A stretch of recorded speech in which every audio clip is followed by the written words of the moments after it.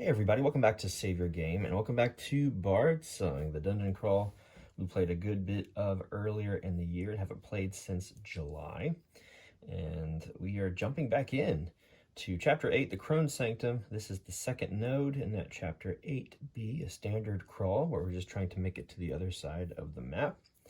And yeah, I took a little break. I'd played a ton of Bardsung and enjoyed it, but left it out on the kind of the side of my bigger gaming table, just hoping to get back to it. And here we are. We spent a good bit of time in early fall working on a Northgard video. That is out. Make sure you check that out. It's a cool 4X game. But yeah, we're back in the dungeon in the Ancient Forge looking for a way to get through the Crone's Sanctum. And this has struck my fancy this week, so I'm back at it. And I'd love to continue to... I'm a little bit of a completionist, so I'd love to keep filming it, even though some other videos do better on the channel. I like just having a full archive version of a game that we're playing, especially one that we invested so much time in already and a lot of money in. So here we are, 8B, the Crone's Sanctum. This is a standard crawl, as I said. We're trying to make it to the other side, and we're going to try to shake the dust off somewhat literally here. As the board's been, as I said, sitting, oh goodness gracious, look at that. Yep, it's just sitting off to the side, and here we are about to go into it again. I tried to reset all the tokens. Went back and looked at the video. I think we're accurate. We had, let's see, 13 gold, so we used 7 of that gold to rebuy a charm token. We had 4 XP for each character, so we actually leveled up our main stat for each of our 3 heroes here to +4. So every attack that we have is going to be a +4, which is awesome. And yeah, we're about to start, so let's get to it. We're going to put out some initiative here and play more Bardsung.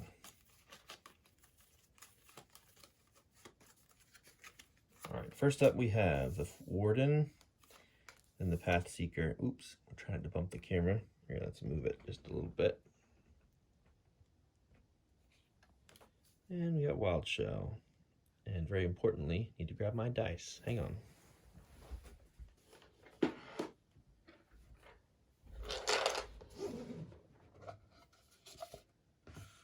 All right, here we are.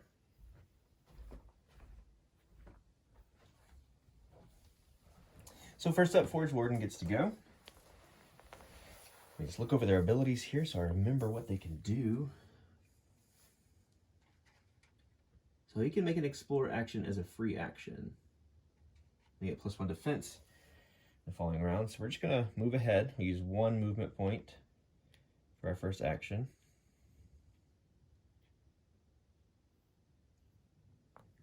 And we'll explore. So we need to draw a corridor. And here's what we have. A dead end. Okay, let's find that, set it out.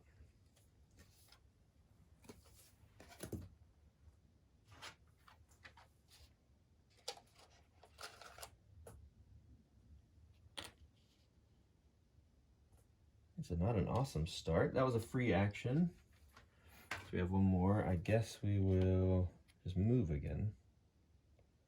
And we went through this before. I remember wondering, like, can we just continue to do free actions? I believe so. So we'll draw another corridor card here. And we've got some baddies.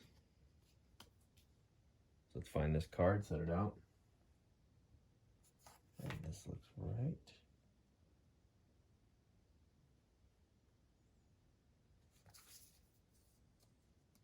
Okay. Look at our encounter table here. We have Brigands, Raiders, Brutes, Shadows, and Carrion Rats.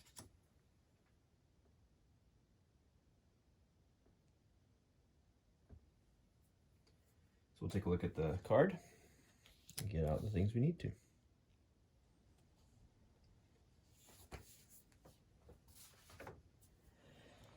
So we explored with Forge Wardens. I think they move in here. They have +1 defense.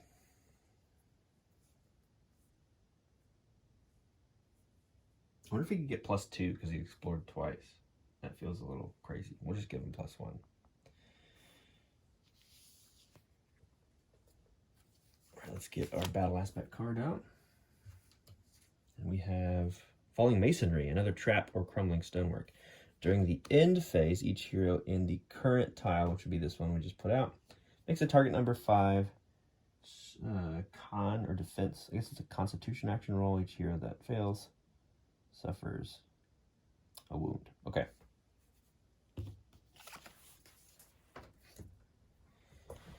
Right, let's put some initiative out.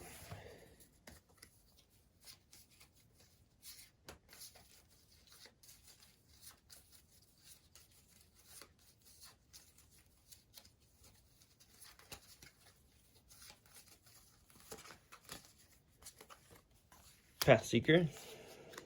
Oop, I grabbed the shadow card on accident. That's not what I need. So it would be the, which one's missing? The Raider. Ooh, then the Brutes, Zombie, Wild Shell, and Forge Warden. Okay, let me find the Raider card.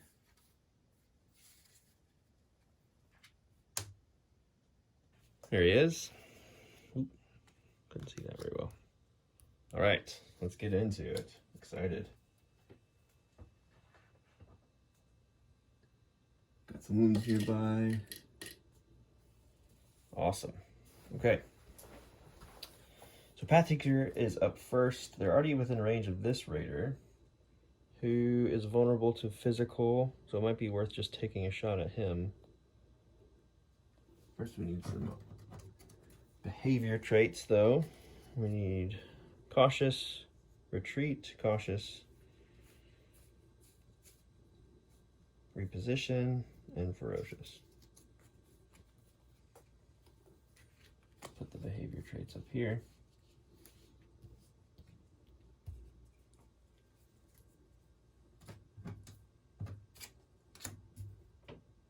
Okay, so for the first action, I think Pathseeker is just going to go ahead and take some shots.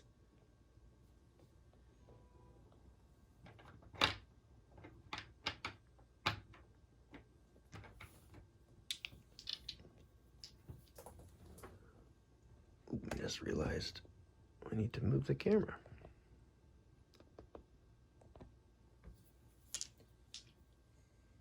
Okay, so we have everything set up here. We're ready to go. Let's go ahead and do Pathseeker's turn. He is up first, and he's already within 2 spaces of this Raider, so we might go ahead and attack him. So which ability do we want to use here? We could use Snapshot, because then we get to move, or it's technically called Dodge. We can also dodge on the Lure Shot as well. Let's start with Snapshot, because that doesn't cost Fate, and we'll be rolling an advantage here.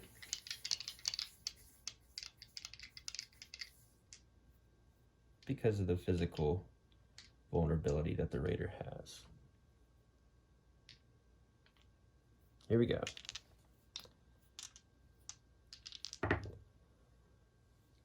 Look at that.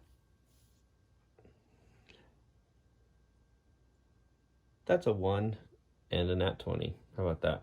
Oh, we need to move the Zombie Brigand forward because of Lurching Gate. But that means we're going to crit, which is good. So we're going to automatically take the Raider out because he has taken 2 damage already. And we'll scoot forward.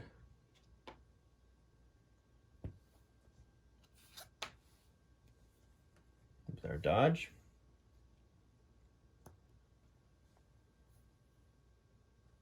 That attack could have been re-rolled, and we also could re-roll it because of our gem that we have slotted in the Ranger Bow, but we went ahead and just got a crit anyway, so no need to re-roll. All right, we've removed an enemy from the lineup, which is great.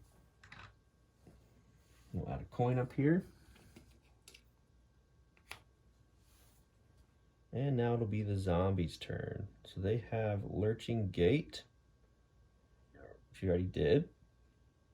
And they're a ferocious enemy, so we need to look at their behavior trait here. Oh, actually, nope. We still get another action on Pathseeker's turn. He moved not because of an action, but because of Snapshot's dodge. So we get another attack here. Let's use Lure Shot now. That's our second attack ability that we have. We'll spend a fate in order to do so. And just a straight roll here, plus the 4 that we get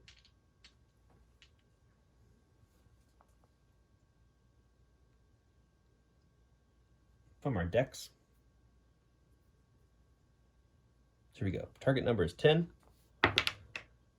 And we're going to hit it with an 8 plus 4, which is 12. Let's roll some damage, which is a d6. Trying to get to their toughness of 3 to see if we crit.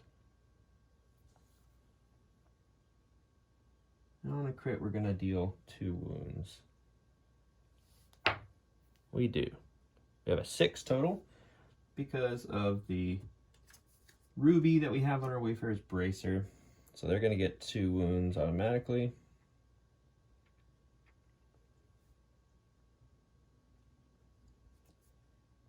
And be killed. We can dodge forward again as we crit on lure shot. Removed another card from the lineup, which gives us a coin, and we get to replenish a fate.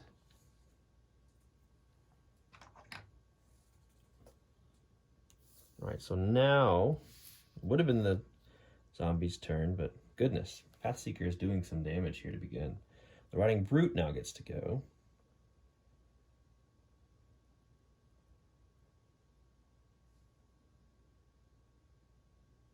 And he can only move 1, but he does have a range of 1.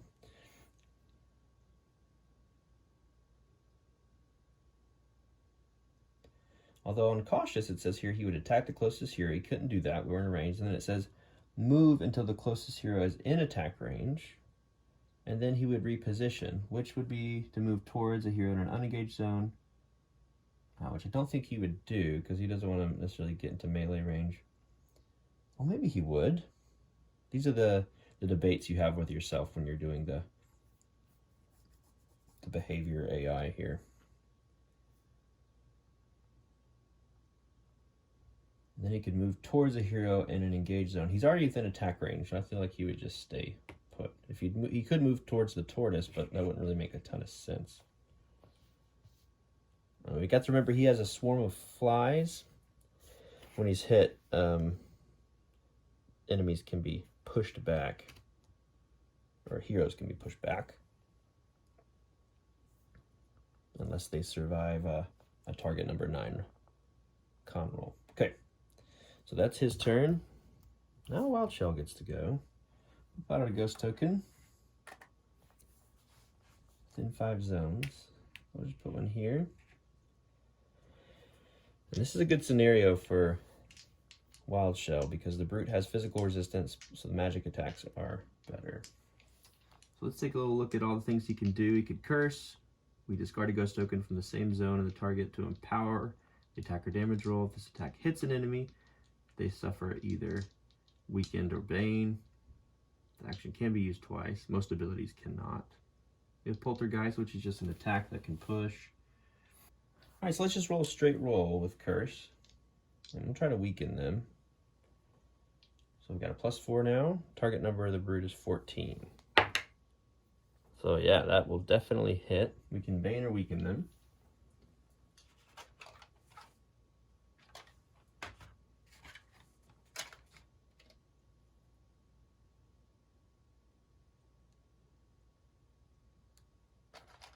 We'll weaken them.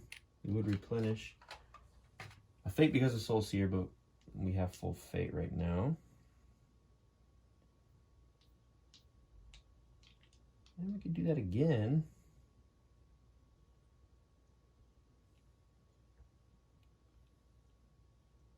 We want to do that.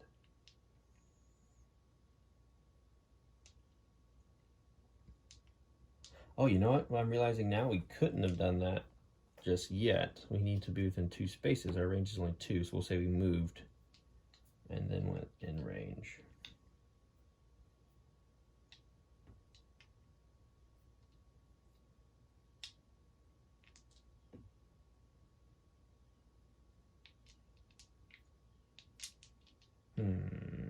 Okay, so that's our go. Now Forge Warden's gonna go. I think they probably want to use a stride so they can make a move before attacking. They can be placed in an adjacent zone. Man, we should have banged instead of weakened. That's okay. We're going to get disadvantage against this attack. We could empower. Might be worth empowering. Let's do that. Add a d4 to this roll. And we're going to take the lowest because the brute has resilience to physical. So we're doing the stride. We can push. On the stride actually costs fate. Both of the attacks, or two of the bigger attacks we have for Forge Warden are cost fate. I remember that. Got +1 defense. All right, let's go ahead and roll. Disadvantage, take the lower, but we have a d4. All right, lower is 7, +3 is 10, plus our newly upgraded charisma, which is 4, will actually hit, which is awesome. So, let's see if we crit. Damage die is a 6, their toughness is 6. Need perfect hit. No, it's a 4. But we will inflict a wound on this guy. And now because of Swarm of Flies, we need to make a target number 9 con roll, which our con is +2. All right, here we go. 17 +2 is 19. We're good. So we're not going to be pushed. All right, that was just one action. We can do another. Why don't we do Mechanica Strike, which doesn't cost fate. Just be a disadvantaged roll here. Hopefully we still get enough to inflict the last wound we need to take out the brute. Here we go. The lower is a 9. Plus our 4 is 13, which is not going to be enough to hit, unfortunately. All right, well, that's it.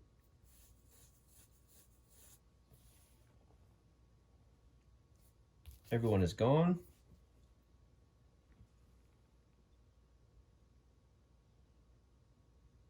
Just remember we could re-roll our damage rolls. Let's re-roll that 4 to see if we can push as well. Yeah, we did. It's a 6, so he's pushed back.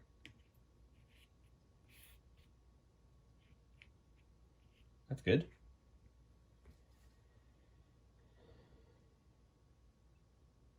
Oh, but you know what then? We would not have been able to get that second attack. So yeah, we'll just leave it like it was. Say we did the second attack, but missed. Okay. Let's check on the event roll, and then we'll shuffle some initiative and move on. Okay, so a couple things to resolve here in the end phase. If there was one more dungeon tile out, we'd have to roll the event roll, but we don't have to do that because we only have 2 tiles out at the moment. The rules refer to these as dead ends. They don't call them tiles, so I'm just calling these tiles. These are dead ends, so we're saying the event roll doesn't happen. But we have to deal with the falling masonry trap card here. So that means Path Seeker and Forge Warden each have to make a target number 5 con roll, which is fairly easy, but you know, stranger things have happened. Forge Warden, we got a +2, so here we go. All right, so they have an 8. Path Seeker is a +0, so let's see what they get. Ooh, that was odd, and it landed on a 16. So we're good there. Falling Masonry goes away. Let's shuffle some initiative. We've got a brute with 1 wound.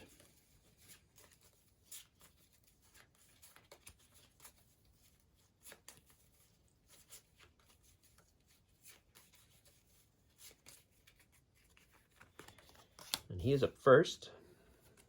Then the Warden, Wild Shell, Path Seeker. All right, what does he want to do? First, we look at his cautious card. He'll attack the closest hero, which in this case is Forge Warden. It's a powerful attack, meaning we have disadvantage on our defense roll. It's also a pulse attack, so we would attack anybody else in the same zone, but there's only one hero in that zone. So let's roll defense here, disadvantage. We are looking at a +3. All right, lowest is 14, which is the target number, so we're safe. No wounds. We then look at their reposition card. They're going to move towards the hero in an unengaged zone. They're already within range of the unengaged guy here. Oh, and actually, we shouldn't have rolled a disadvantage because we had weak in there, but that's gone now.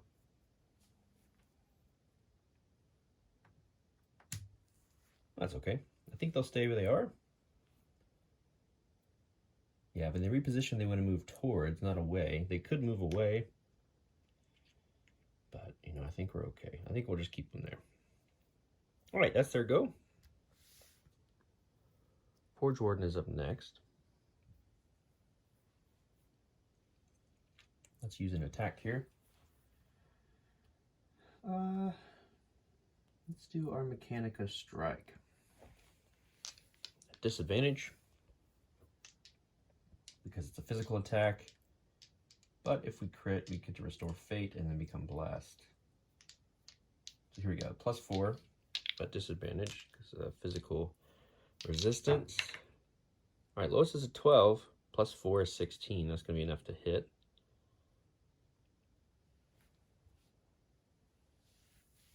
So they'll suffer a wound and be taken out, but first let's see if we crit. We can re-roll our first damage roll, and this is a not +1, that's the defense roll. So let's see, we need to roll perfect. We need to roll a 6, and we didn't. It's a 4, but 1 wound was enough. And we removed the brute from the board. We do have to look, however, at Swarm of Flies. They suffered a wound.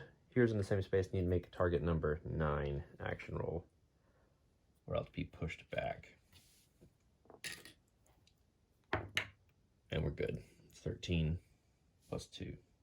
So we'll stay put. We'll remove the brute, get a coin added. And we still have another turn.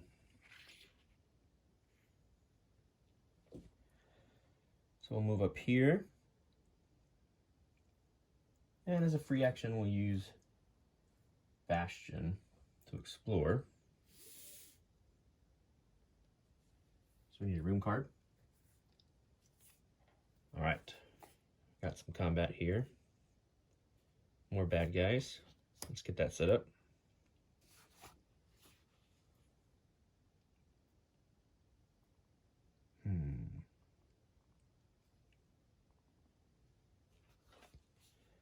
This is the tile we want. You do that or that. That's not the smart way to go. So we'll just keep zigging and zagging here. He's moved in.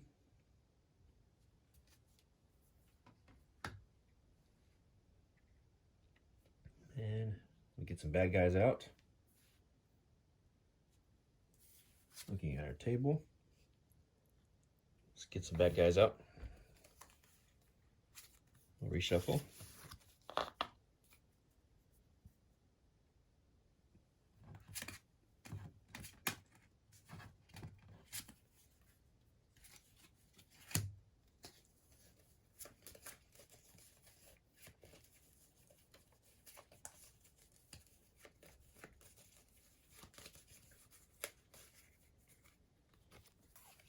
First up is our Wild Shell friend, Pathseeker, Forge Warden, Raider, Zombie Brigand, Brute, and Rat. Brigands are going to slow, so they'll go down 1. And we need a Battle Aspect card. Ambush. Enemies flood out of the darkness, quickly surrounding you. Each hero rolls a d6. If your hero rolls a 4 or lower, place a Zombie Brigand enemy in their zone. Yikes. Okay. So wild shell, 4 or lower. Yep. Oop. We need more zombies. Path Seeker. Yep. Forge Warden. Yep. So all 3 get 1.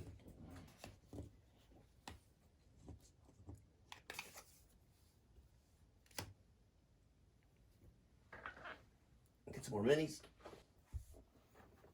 We've got wild shell at first.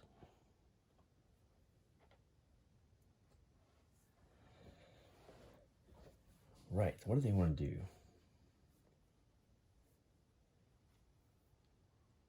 Put out some new ghost tokens. Here. 1, 2, 3, 4. Do that. That and that. How many can we put out? Up to 4, so we'll do that.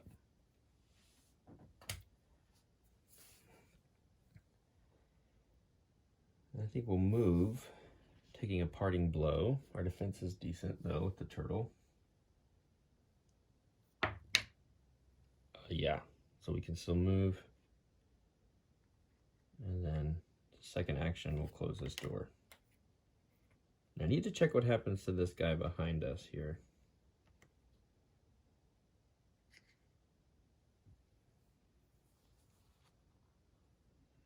Let's double check that. Enemies can't open or close doors.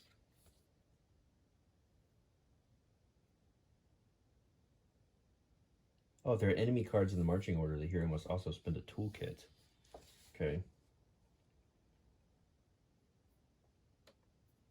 So I think his turn is skipped. We'll spend a toolkit here, but we still have other brigands in the marching order, so they'll still get to go. All right, that's it for Wild Shell. Now Path Seeker gets to go. Let's start thinning the herd here. I think we'll do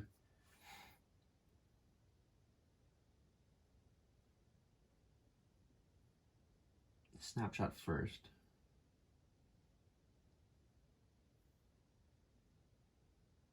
So we can get some free movement out of the way. So let's roll. Target number for the brigands is 10. All right, plus 4 now. All right.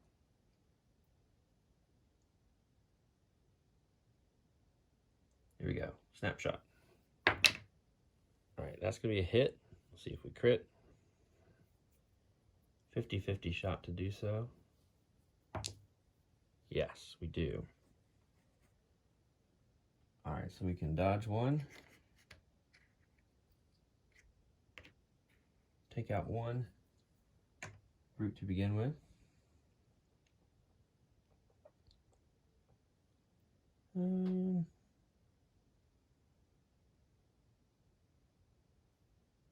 Let's take a second shot. Call it a lure shot here. Running low on fate. Which stinks, but hopefully we'll get some more back soon.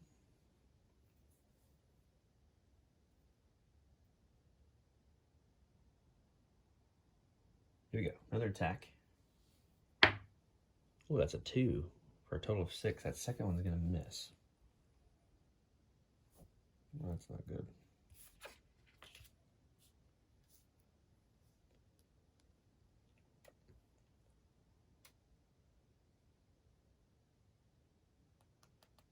All right. So that's Path Seeker's go. I don't think there's anything else we can do. On a miss, we can dodge, so we'll move forward even more.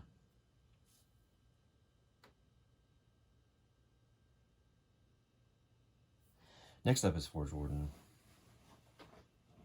First up, we have to do a Mechanica Strike here, because we don't have any fate for our other 2 abilities.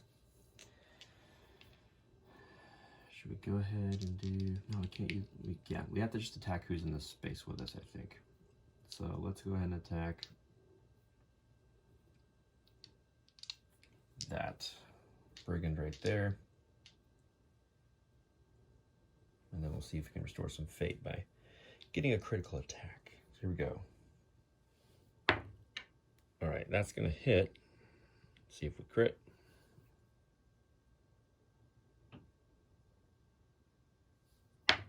We do. So that's good. We got fate back. And this guy gets a wound.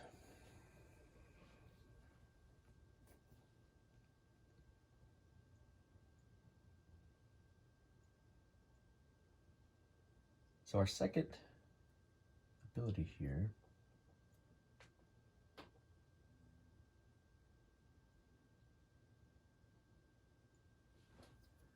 in the same zone.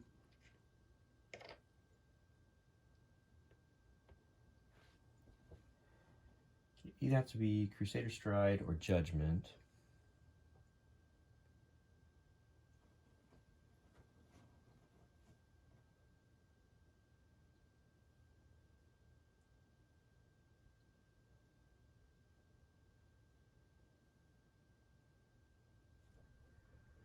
I think we stride over here.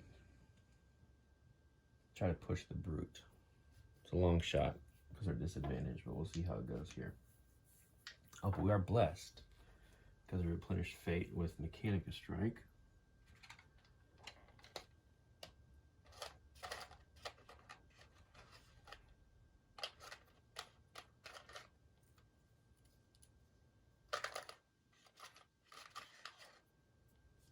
Probably just gonna use it right away.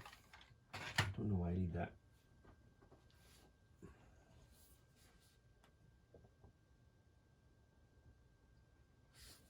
So we get advantage against the Brute. So we'll just do a straight roll because we already had that disadvantage because of the physical resilience they have. Get rid of that token. Here we go. All right, 17's good. It's gonna be a total of 21. That'll definitely hit. So on Judgment, we just deal 1 wound. But now we get to upgrade the damage dice for additional enemy in the target zone. So we get to roll a d8 instead of our d6 to possibly crit, which we need to roll a 6 or above. We didn't. It's a 4. But they'll get a wound. And we have to roll a target number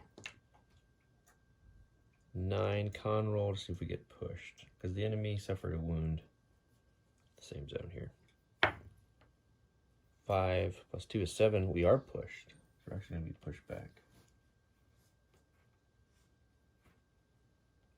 Okay, now the Raiders get to go.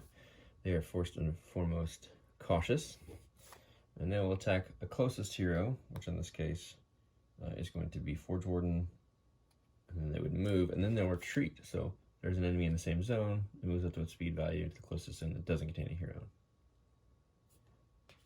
All right, so it's just going to attack Forge Warden.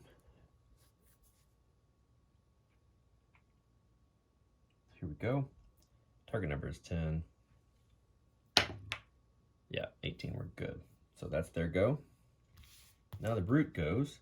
It already has an enemy in range. It's in cautious as well. It's going to close the gap there. It won't need to close the gap. It'll attack the closest hero, I should say. Let's roll a defense roll there. And it's a nat 20, which is awesome. So, no effect there.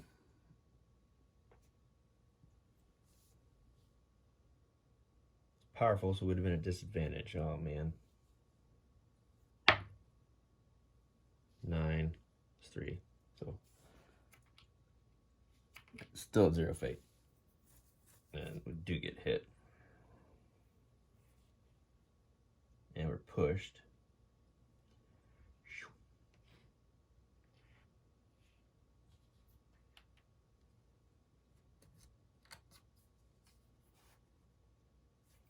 One wound there. Then they'll reposition. So they would move towards the hero in a non-engaged zone. They would just move forward here.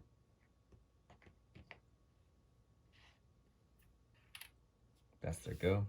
Zombie Brigands want to go. So they're ferocious. They're going to attack the hero in the same zone. They'll charge into an unengaged zone. Highest initiative is Path Seeker, so they're going to go here. This first one. But we're supposed to start at the northernmost enemy. I think it charges a double move. Boom, boom. Let's go defense. Uh-oh, another wound, I think. Yep. That's a 2.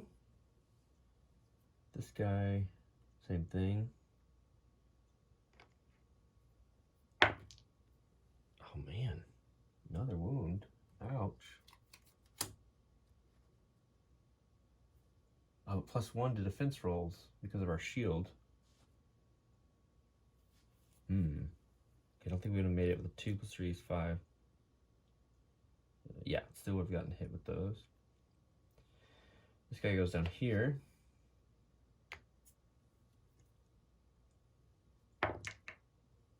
Pathseeker makes a save. He'll come down and do the same thing.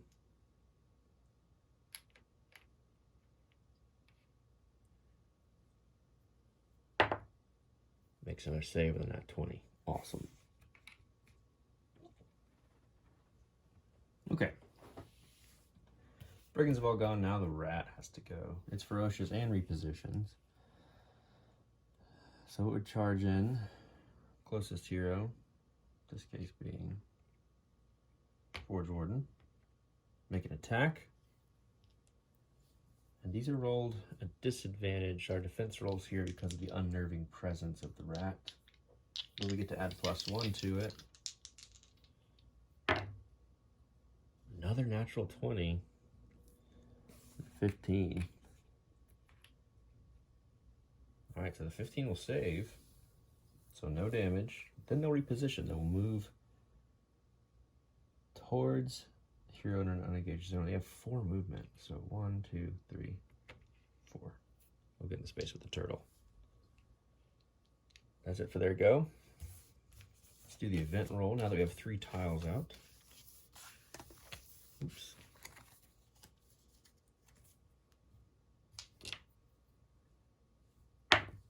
Five, we're good. Let's put out some initiative.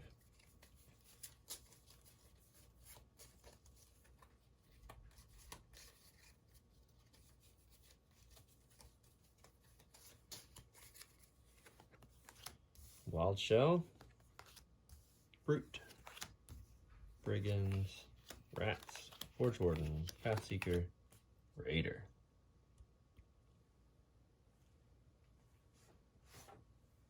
Alright, let's think about what Wild Shell wants to do. We'll leave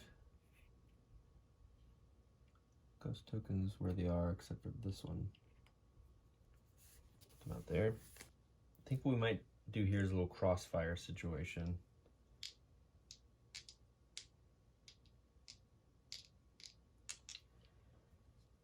Yeah, so let's do a curse roll here at this brigand.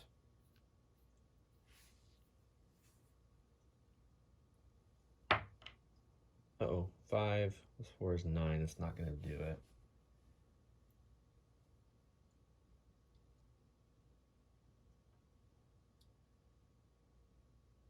Let's just try again.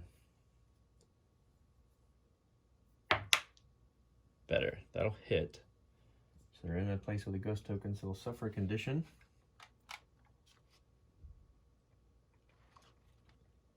And let's just weaken that guy. Let's do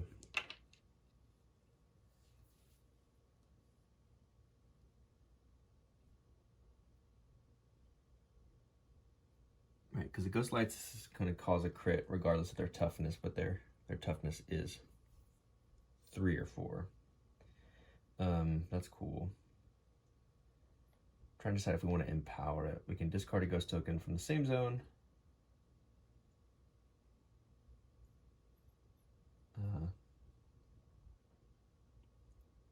The attack, yeah, to empower the attacker damage roll. Sure, why not? I'll go 2d4 here. Total 3. All right, so we'll hit. That guy's going.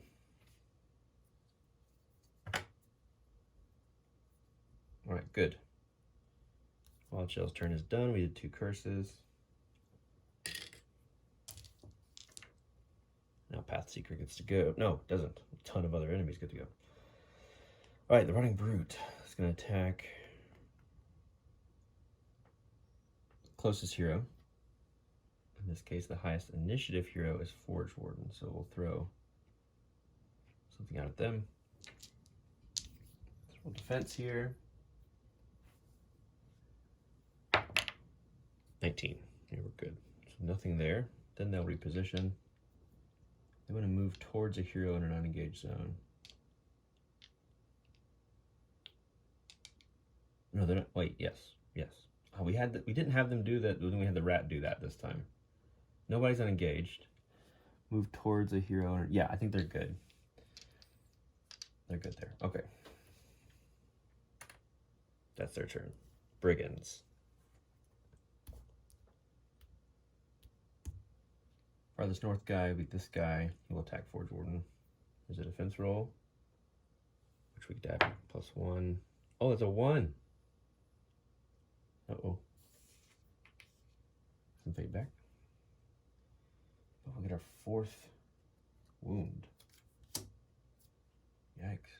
Next guy will do the same thing. I've been rolling well on these defense rolls. 15, he's good.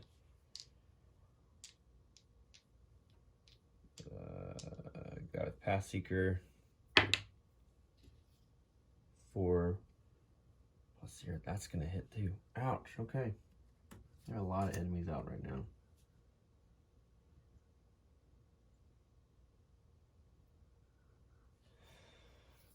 That was 3 of them. Yeah, this guy doesn't get a turn. That's it. Now the rat is gonna attack Wild Shell at disadvantage on our defense roll here because of Unnerving Presence. Oh man, a 2. Ooh, +3 is 5, so that's gonna give Wild Shell their first wound. This is not great. I thought this game has actually been fairly easy. We haven't had a ton of difficulty. I don't think we've failed a scenario yet, and I feel like we might here. We have 2 health potions. We have a rest token. We might need to rest here in a moment, but all right. They want to reposition. Move towards a hero in an engaged zone. Does that mean they'd move here?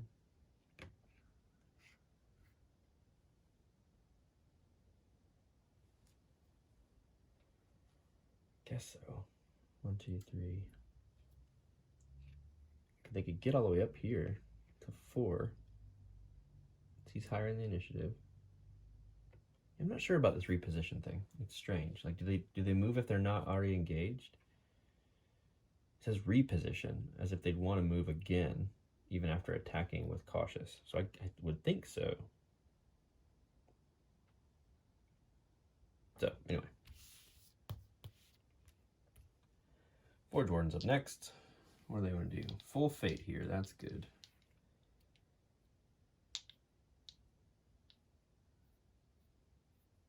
I feel like we want to get some hits off on the rat.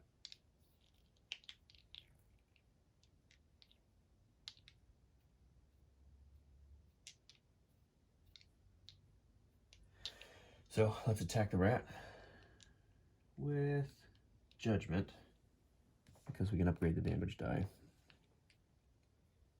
Nothing else there. Okay, here we go. 14. That'll hit. We get to go up to a D10 for damage, because there's 2 other enemies in that spot. So here we go. What's their toughness? 5. Got it. So that's 2 hits on them. They're heated up. Now they're just ferocious. And they poison now. Yeah, okay. We have another go with them. We keep going at the rat? I guess so. We can't take them out.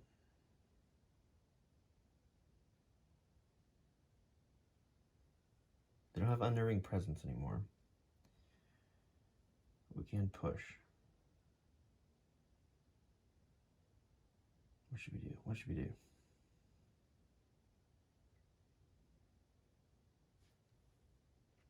I know what we do. We use Crusader Stride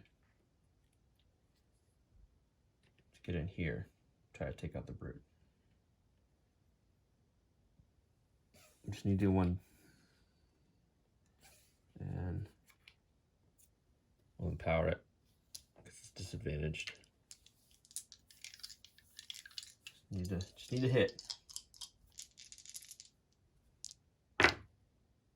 Okay, lowest is a 10 plus 4 is 14, which is the target number. So we're going to take out the brood. Awesome.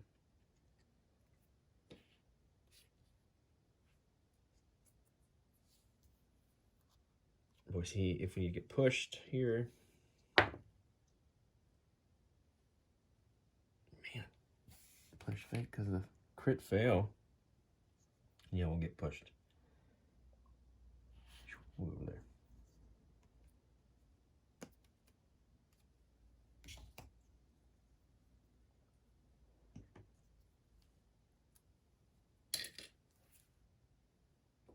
Another coin, giving us a total of 10.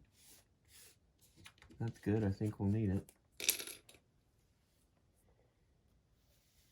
That's Forge Warden's go. Pathseeker. Alright, so we can take 2 attacks here. Both of them cause fate to be... No, they don't, actually. Okay, here's what we'll do. We need to attack the rat, try to take it out. Attack the brigand in our space. Which to do first? I think we do the rat, because if we take out the rat, we get 2 fate back.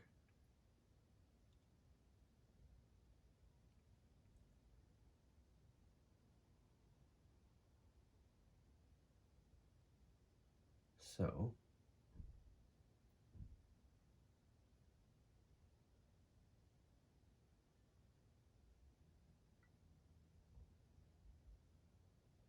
what to do first? Their toughness is up now. We get to add +1 to the damage roll. Just trying to decide which one I should do first. I don't think there's any reason to do the other one over the other. Snapshot or lure shot.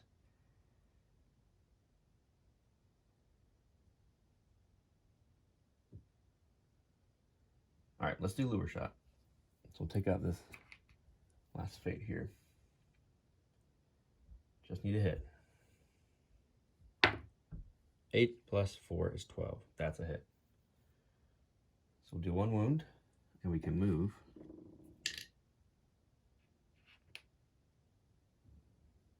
And let's see if we crit. Just need a 5. +1 because of the gem on our bracer.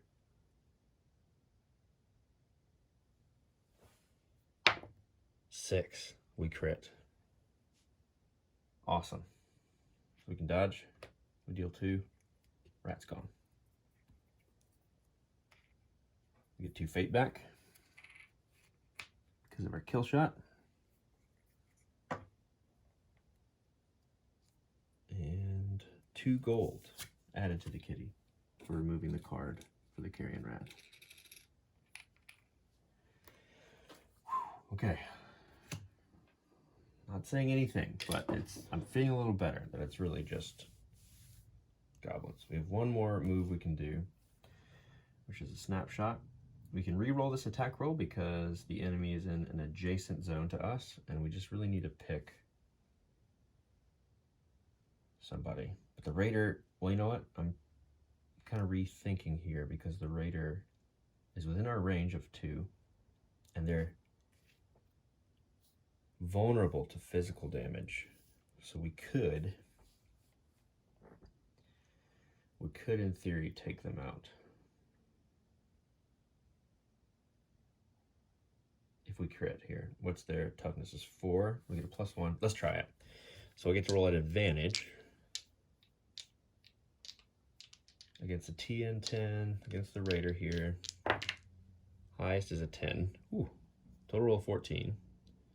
So we're gonna do 1. And we just got a 50-50 shot of critting here. 3 plus our 1 is 4, which is their toughness. So we're gonna take the Raider out. So we'll get full fate. Another coin added, and we can dodge. We'll go back 1 more. Amazing turn. Amazing turn. Let's do the event roll. Fails on a 1 or a 2. It's a 3. Nothing happens there, we reshuffle. We might do a rest here.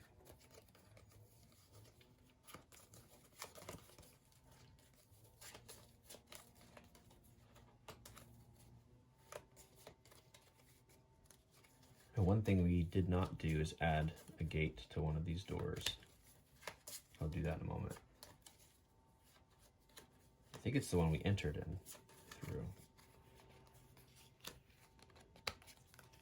Pathseeker, I'm sorry, no, Forge Warden, Wild Shell, Brigand, then Pathseeker.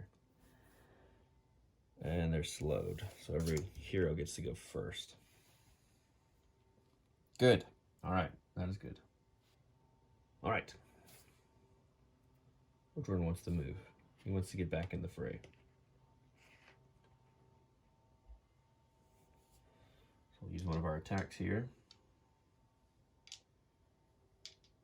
Judgment first up, trying to clear the board here by using a 2 wound possible attack with Judgment. We have to upgrade the damage die to a 8 because there's another guy in there. Let's roll. Here we go. +4. Oh man, Forge Warden's been rolling really terribly. So that's a 6.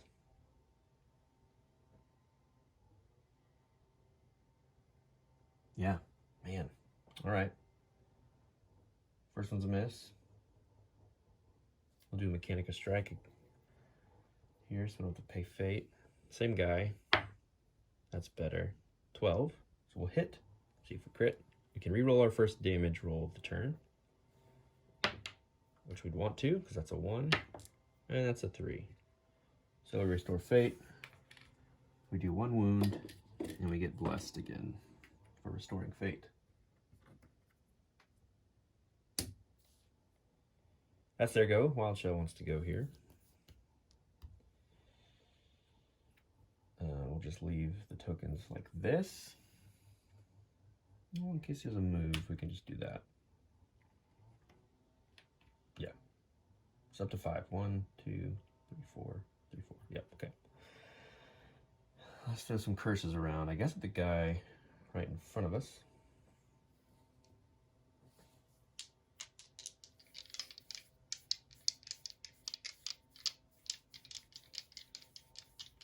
Need a 10 here.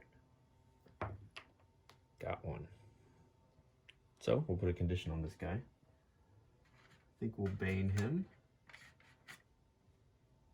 And just do that again.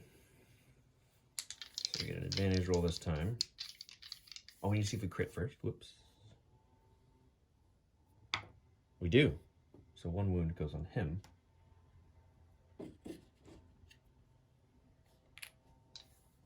Coming at him again with a double roll. Another hit. And we'll see if we crit. 3 or 4, we crit. We don't.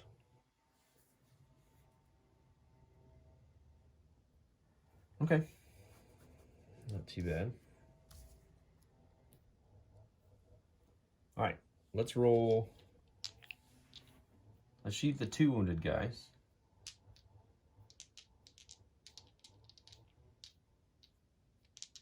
First we'll go with him.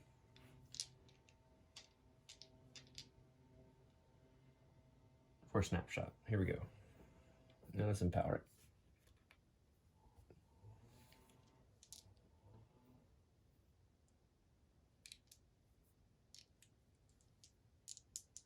And we can re-roll our first attack roll of the turn. Which we won't need to. So we got 13, so we're going to hit. Let's see if we crit. Oh, I don't need a crit, actually. Because he's gone. One more. That was a snapshot. So let's do a lure shot.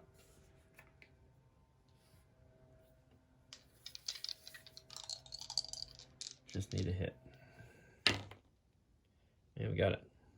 6 plus lure is 10. That guy's gone.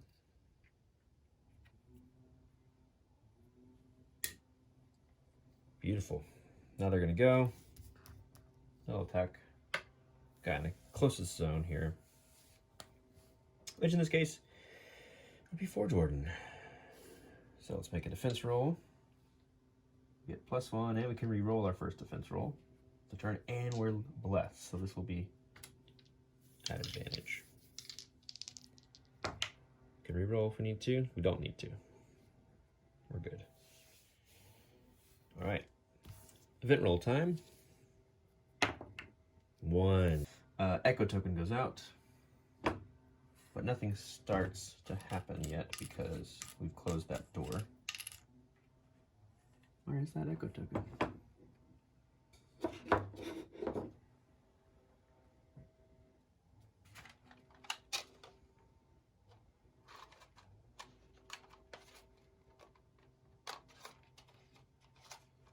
Can't seem to find my echo token, so for now, I'll just put out a similarly shaped token.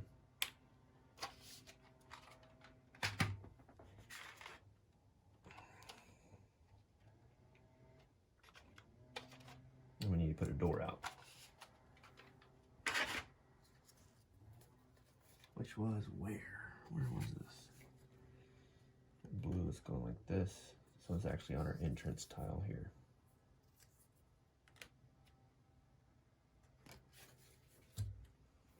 All right.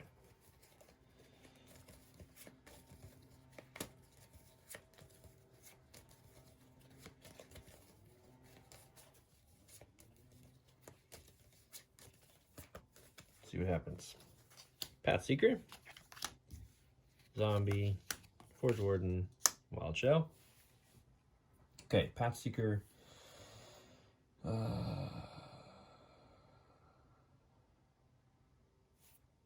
wants to just make an attack.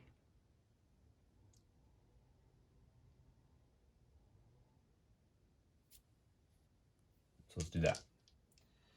Do a snapshot here.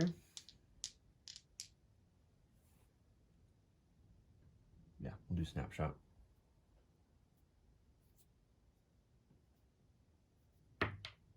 Yeah, we hit. Let's see if we crit.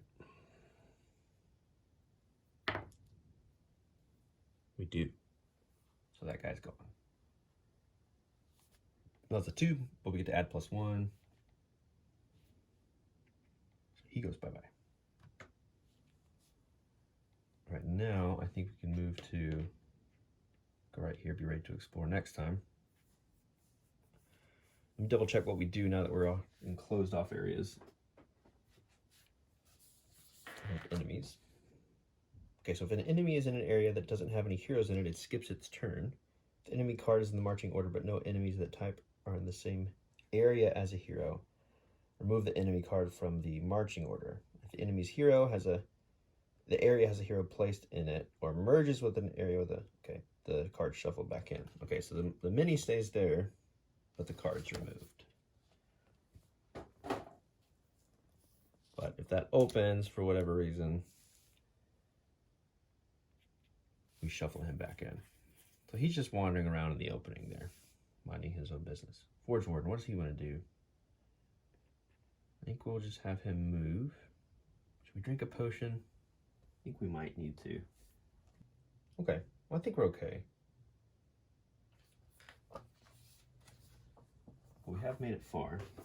So let's rest. I'll put a firewood token up there. We each heal a wound and the round ends.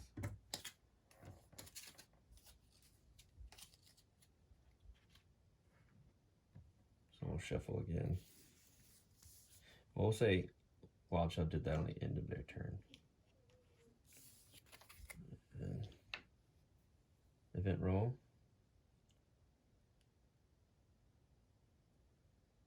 We'll have them move twice and then rest. Event roll's good. New round. Right, because it says at any point.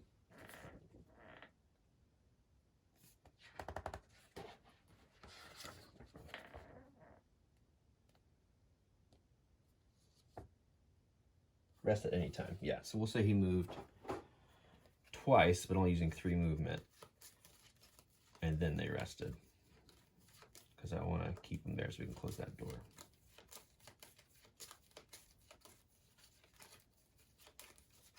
All right, Path Seeker's going to go first. Then Wild Shell. Then Forge Warden. All right, so Path Seeker wants to explore.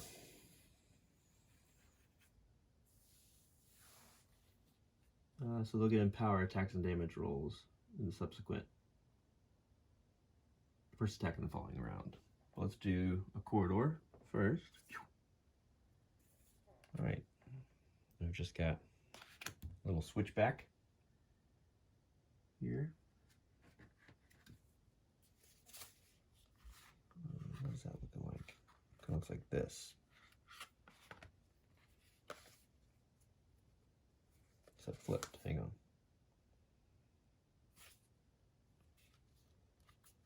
This one? Yes. Here's the one. We'll place it there. Getting farther away from that treasure, unfortunately. That was their first action. Let's roll question mark. These are fun cards here. A leaking pipe. A large pipe sits in one corner, emitting a strange gurgling sound. Place the pipe token on the current tile's spawn point. This pipe is a hazard. When it activates, place a gas token in a zone adjacent to the pipe that doesn't already have a gas token. If every adjacent zone contains a gas token, defeat all models on the tile. If a hero uses a healing potion, place them on an adjacent tile of their choice on one of the tile's spawn points. Adjacent tile, not zone. Okay, wow. We'll leave that nearby. Here, we get 2 coins. So it activates when we roll a 5 on the event roll.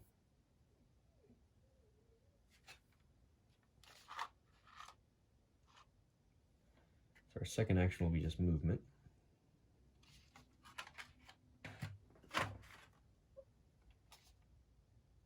Where are you, leaky pipe? It's probably going to be the last one I look at.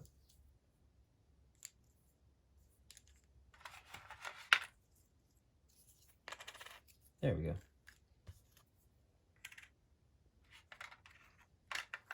First time we've seen that. That's cool. We played this game a ton.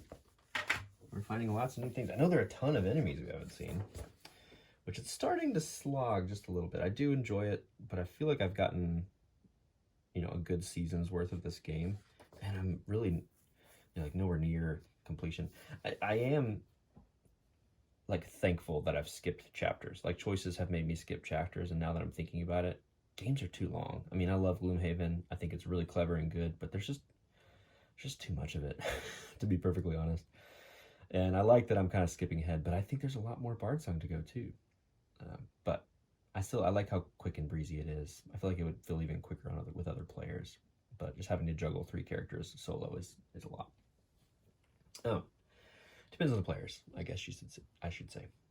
Yeah, so that is Path Seeker's go. First thing Wild Shell wants to do is close that door, and then he'll move up 2. Forge Warden will move up 2. And as a free action, we'll explore. We'll move all these ghost tokens away.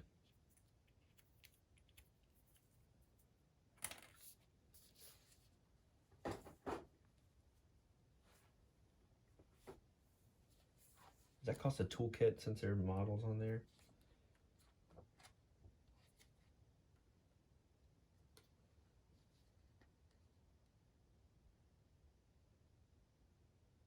there are enemy cards in the marching order, the hero must also spin. Okay, no cards in the marching order.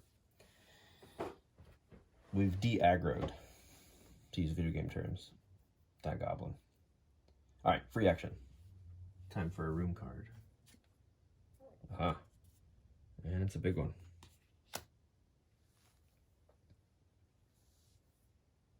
One of these rectangular ones.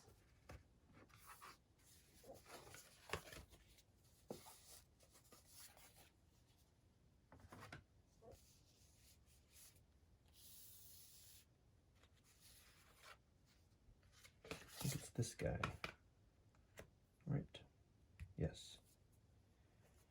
So I think we want to make as much progress forward as we can. So we'll place it like that. So it is like facing that way.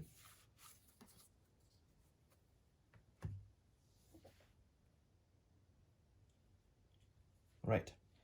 And let's look at our table of enemies here. So we've got brigands again.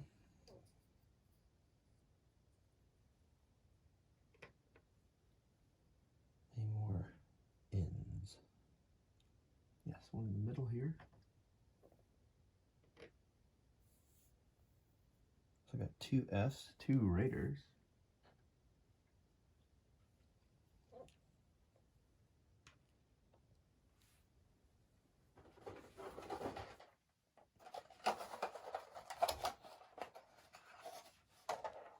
And then a shadow.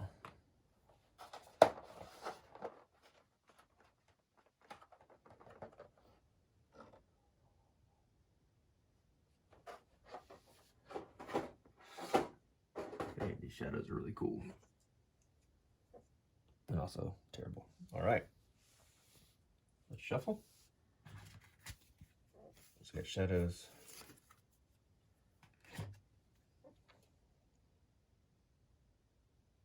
Raiders and revenants. Not revenants, brigands. No brutes, thank goodness. All right, so we should have 5 enemies on the board, and we do. No terrain.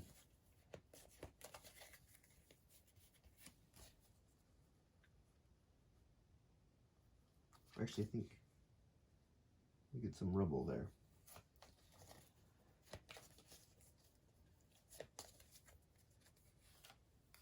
Shell gets to go.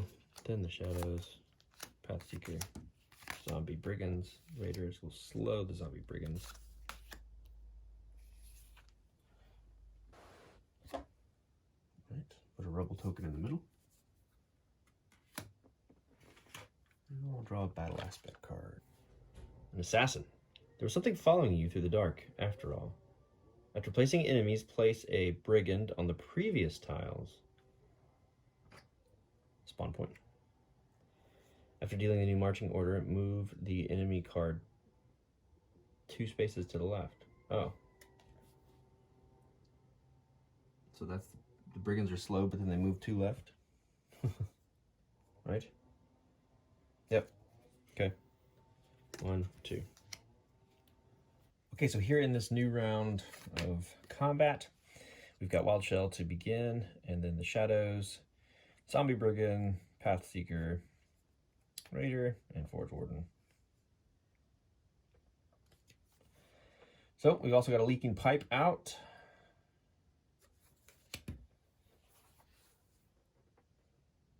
Yes, that leaking pipe is the first hazard we've really come across. We do have some rubble up here in the middle zone as well. Lots to think about and lots to do. So Wild Shell, on their turn, will begin by putting out some ghost tokens. You can do up to 5 spaces away. So we'll go there, there, there, and this one here. We need to add some money to the kitty for that leaking pipe.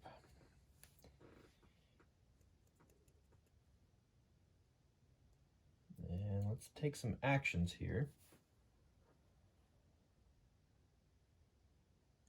I'd love to get into a position where we could actually hit that shadow because they have a vulnerability to magic damage, and Wild Shell's our only character that's going to do that. But we have to get within 2 spaces of them. And we're currently within 1, 2, 3, 4 spaces, so we could move, but we're going to get a parting blow from this guy, which I think might be okay. So we'll go 1, 2 for a move. Let's take a parting blow here, so a defense from a brigand.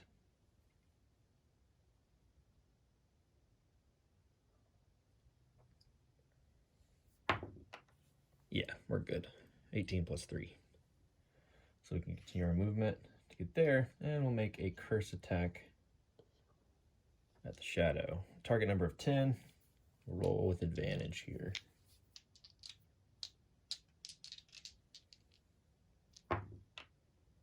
Highest one's a 19. So we're gonna hit, which is great. Let's see if we crit. We do. So we get to put a condition upon them, which means we replenish a fate because of the ghost token. We'll weaken them because we don't get to add our defense multiplier when they attack because of their ghostly talons, and we'll put a wound on them as well. All right, so that's all for Wild Shell.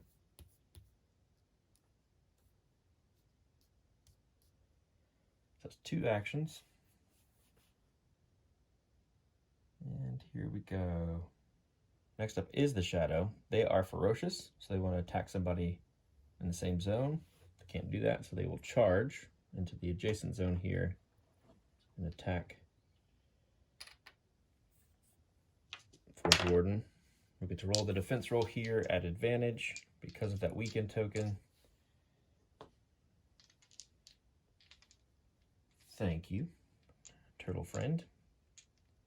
And we don't get to add our defense bonus. It's just a straight roll. Although, because of Bastion, we do get +1 to the defense roll because we explored. So, and the highest is a 15. It's going to be 16, yes. So no attack there. Now they want to reposition. So move towards the hero in a non-engaged zone. So yeah, I think they'd move in here, which is scary. That's their go. Now the brigands want to go. So northernmost guy will move 1 to attack Forge Warden. So we're at a total of +4 for this roll. Oh, we would have needed it, but we still aren't going to have enough. That's going to be another wound for Forge Warden. So up to 4. This guy will attack again. Another roll here. Ooh, another low roll, but the +4 gets us to the target number. And then this guy will move in and attack our turtle friend. And their defense is a +3. Yeah, that's an 11. So we're good. Zombies are good now. Path Seeker needs to deal some damage.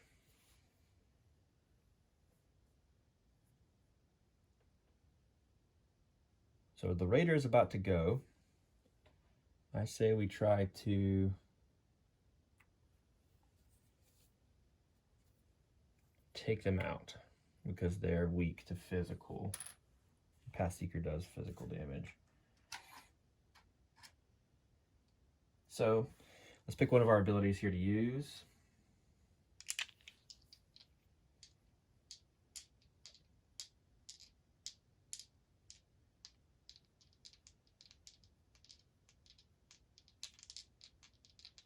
Oh, we have 2 Raiders on the board, actually.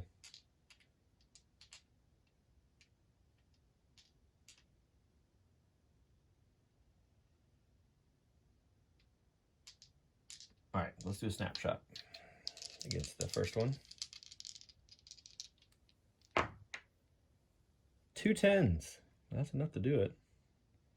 Let's see if we crit. The enemy isn't in the same or adjacent zone. Path Seeker attack roll can be rerolled. Yeah, right. That's a crit. So the first Raider's down. And we can dodge, which I think we'll actually do. Dodge forward 1 and try to attack this other Raider here with another ability. This time it's got to be Lure Shot. Here we go. Yeah, 14 plus our 4 is enough to hit. Let's see if we crit. We don't.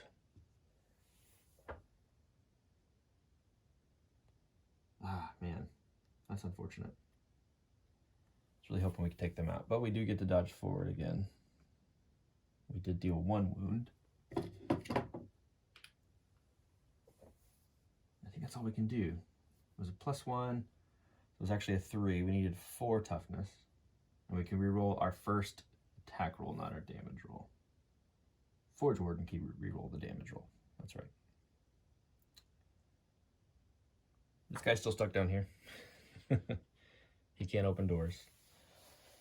So that's it for Path Seeker. Now the Raider's going to go. They're cautious and they'll retreat. So they'll attack the closest hero. We need to roll defense with Path Seeker. Just a straight roll here. Need a 10. Oh, we get a 9. All right, so Path Seeker gets a wound. And they would retreat if they were in the same zone as a hero, but they're not. All right, we need you, Forge Warden. Let's do some hurting here.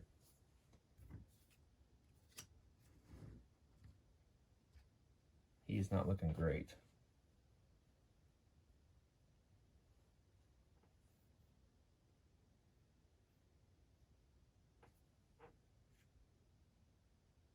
What's he want to do?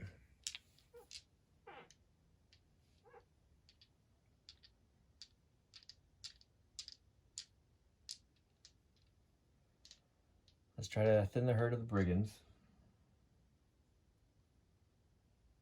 We'll do Judgment first, and then maybe a Crusader Stride to try to finish off the Shadow. So Judgment, Cost of Fate, Fate, roll against the Brigand. This is a +4 roll. Yeah, we got it. So there's a hit there. We'll say we're attacking this guy. Let's see if we crit. We can re-roll our first damage roll here. If we don't, that's their toughness though. So we did crit and got rid of 1 brigand. Whoops.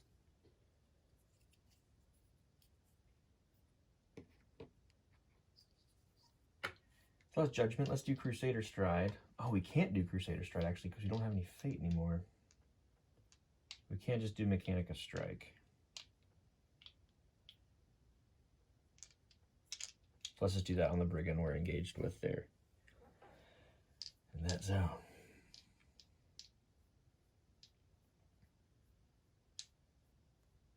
All right, +4. Off the table. Let's try that again.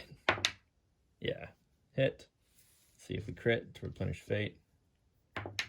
We do. Fate replenished, and we're blessed again because of that.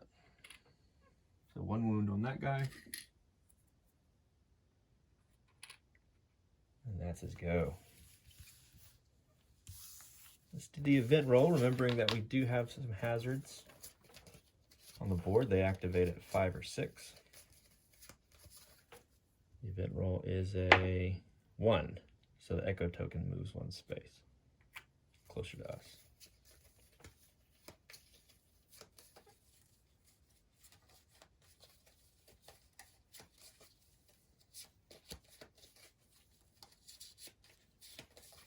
There's a new initiative coming.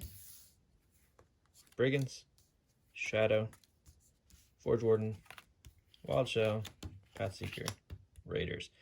Brigands get slowed, so the Shadows are up first. Okay, so the Shadow, being ferocious, will attack the closest hero. Here in the same zone, so that's going to be Wild Shell. So let's roll for them.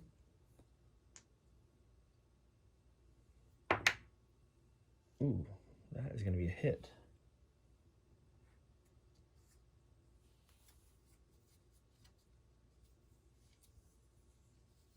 Yep.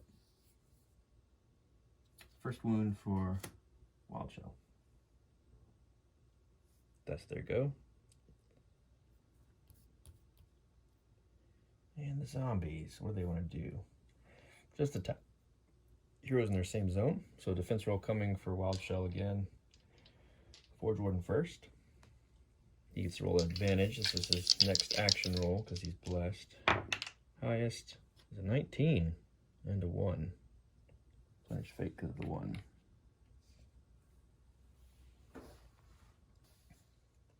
Alright, so the next guy wants to attack Wild Shell. And we're good there, no other wounds. Now Forge Warden gets to go.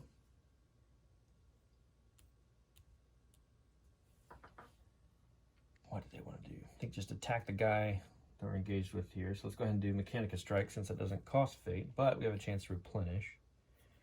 We're not lucky anymore, or blessed.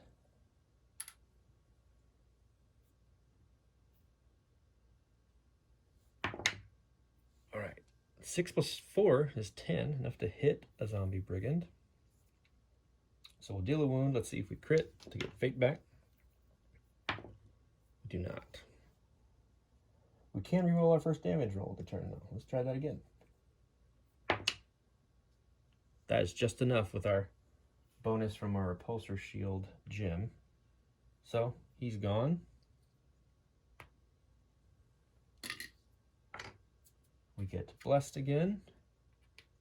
And we replenish a Fate. Beautiful. All right, I'm wondering what to do here.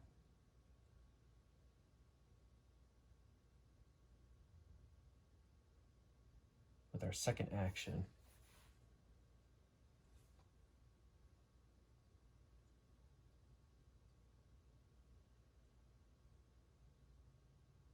All right, Path Seeker's in range of every enemy, so I think we could just move up 2 here to be ready to explore next go round.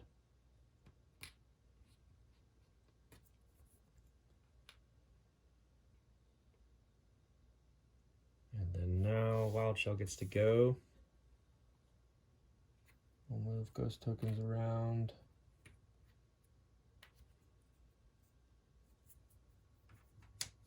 And we'll try to curse the shadow.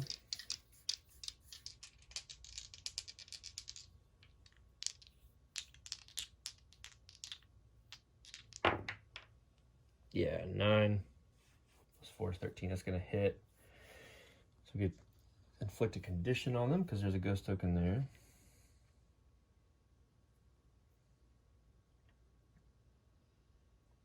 And we'll maybe just bane them this time. We already have advantage. Let's bane. Well, oh gosh, we'll weaken them. Okay. And if we crit, they're gone. And we don't. Okay. We have one more attack or ability. So we'll try to curse that guy again and hope Path Seeker can take out our last 2 enemies here. A natural 20 and a 1. So we're going to crit automatically and kill that guy.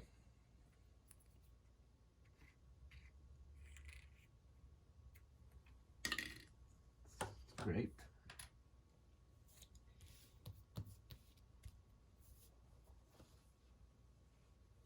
All right, let's start with the Raider because they get to go still.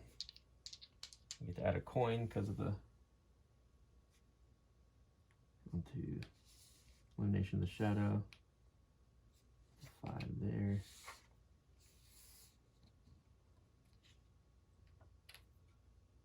We had 2 leftovers, now it's 3.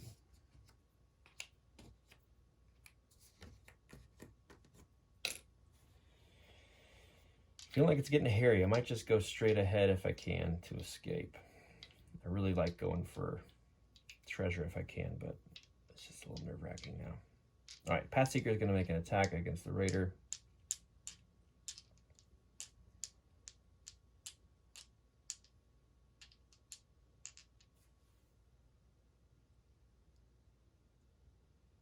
Here we go. Which one, though? That's the question.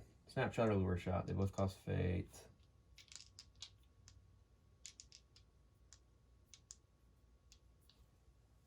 So we'll need to expend one regardless. Whoa!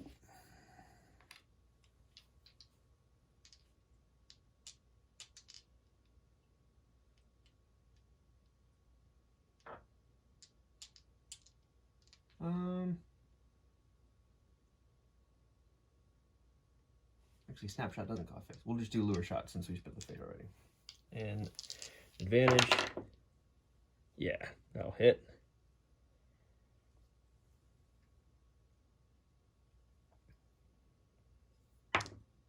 No crit there, but we can re-roll our first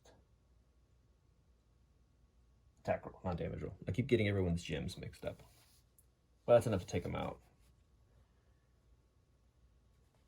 And we can dodge forward. Do we want to do that, or we want? No, we don't, because we want to still be able to take out this other guy. But anyway, he's taking another wound, and he's gone.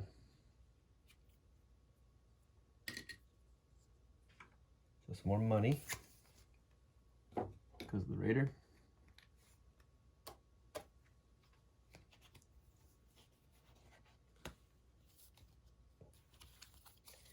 So let's take another shot here. That was Lure Shot, so we'll do Snapshot. And if we crit here, we could move forward. So let's try that. And why not? Let's empower the roll because we get 2 back. This is not an advantage because it's a Brigand.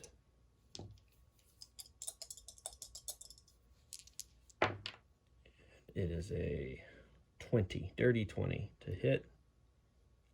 Let's see if we crit. Come on, buddy. Yep, we do.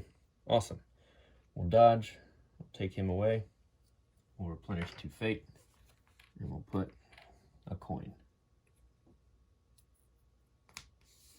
in the kitty. 20 coins up there, which is great. No more enemies on the board, except this guy, but he doesn't get a turn because he's so Ronry. Let's do the event roll.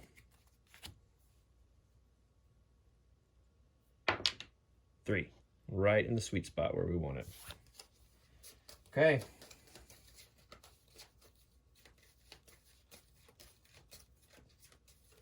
Here we go. Forge Warden's up first, then Wild Shell, Path Seeker. So, on Forge Warden's go, we're going to explore as a free action. And we have Crossroads. Interesting. Okay, we'll find that tile.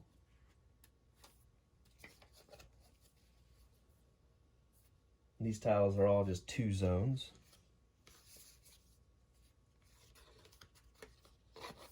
Oh, it's tempting me. It's saying go to the right, get the treasure. I don't think so. I think we just finish. It's been a long crawl anyway. They're in here automatically. Still blessed. So let's see what the challenge aspect card is. Safe Haven. Only a quiet burning torch awaits. Well, that's cool. So we technically haven't used any actions. It's quiet. It's too quiet.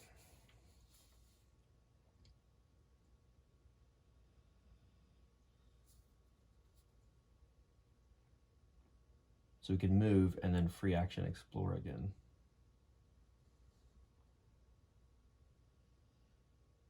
If it's a big square tile, we'll put the treasure out and we'll put the stairs out. We'll probably have to fight again.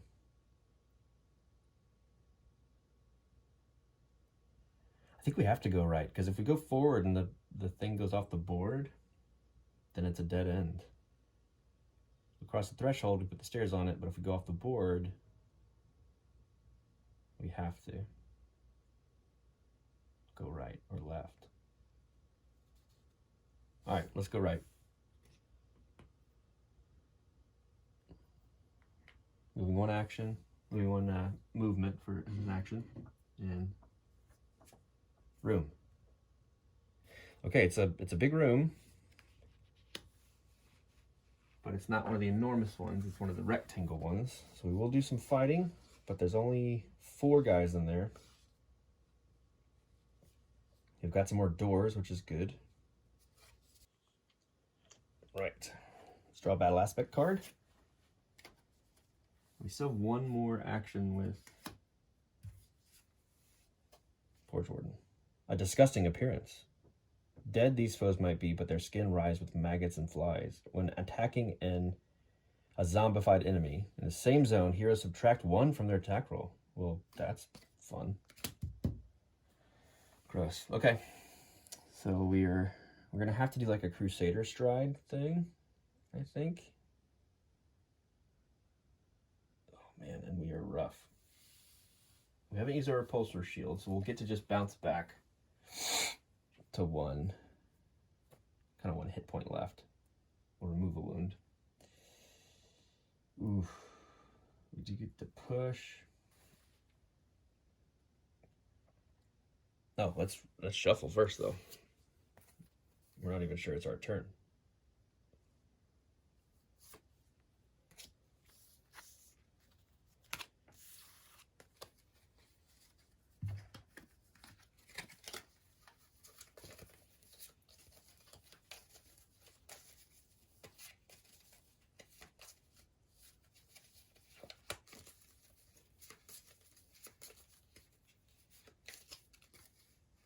Okay, Wild Chill gets to go first. Then the Rat, Warden, Pathseeker, Brigands, Brute, slowing the Brigands. We'll go there. Okay, Wild Chill's up first. He just got to sprint. 1, 2, 3, 4. I don't think it could get any tokens out at this point, unfortunately. So that's their go. Now the Rat wants to go, and he's ferocious. So he wants to attack a hero in the same zone. He can't, so he wants to charge a hero in an unengaged zone. So moved in here. 2 Forge Warden. He gets +1 defense. He also has Unnerving Presence to deal with. So we're at disadvantage. Disadvantage, but +1. Also -1. So that cancels out. Bastion and the Disgusting Appearance cancel each other out. Plus, we have Lucky, so it's just a straight roll. So advantage and disadvantage cancel out, +1, -1 cancel out. And I think because of all that, I'm a little shaken, so we're gonna empower this roll.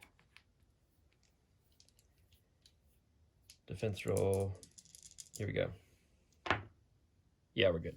15 + 3, no effect. All right, and then they also want to reposition, so they're going to move towards a hero in an unengaged zone. Their movement is 4. They're already here. Now Forge Warden can go. I kind of like that the Rats move forward. That means we can already do some hurting. So that being the case, I think we Crusader stride in here. Well, that's Crusader stride in there. I'll try to take out a small guy.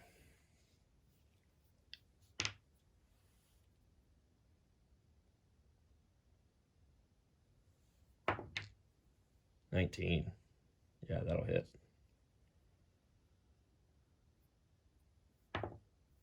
And crit. Good. So that's a hit and a push. I think we'll push this way. Put a hit on there. I'm rethinking whether I want to push or not. So I kind of just want to take dudes out. And so we get that treasure. And we get to draw from the deck.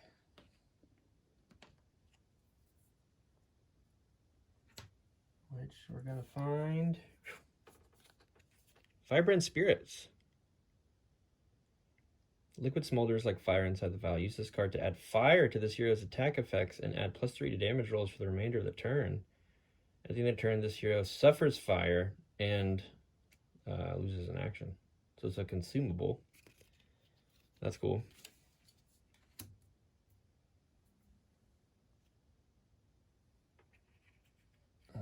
Let's say we didn't actually push here, now that I'm rethinking it, and we'll just take another swing at this guy with Mechanica Strike.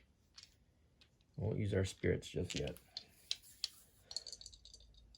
So here we go, an attack roll. It's 12, so we'll hit, see if we crit. We do, but we didn't need to. This guy's gone. But we do get to replenish a fate, and we're blessed again. Which is great. Okay, that's Forge Warden's go.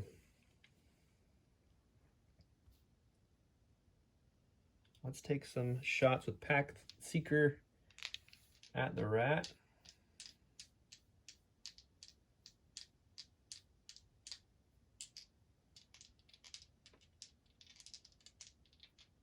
Oh, we needed to roll at -1, didn't we?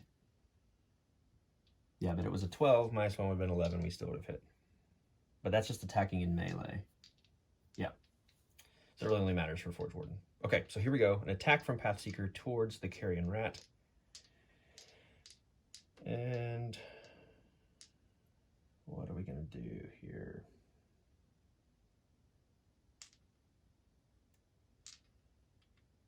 Let's do our lure shot.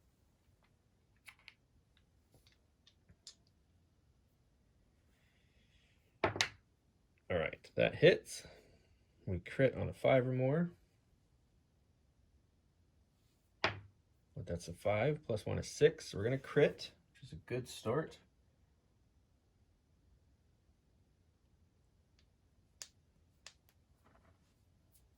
We can dodge. We've heated up the rat. Yes, so we can move one.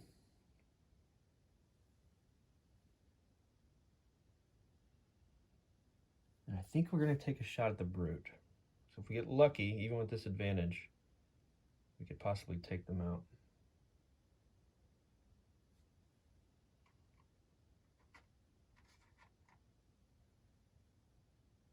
We can re-roll the attack roll because of snapshot. So let's do that. Disadvantage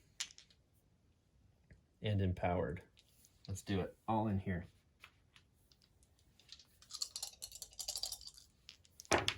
Lower of the 2 is a 6. We get a +3 to make it 9. +4 is 13. One shy. That stinks.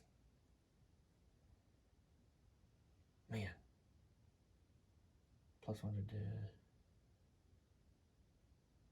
Oh, we can re-roll because he's not near us. Oh, cool. Okay, we'll re-roll.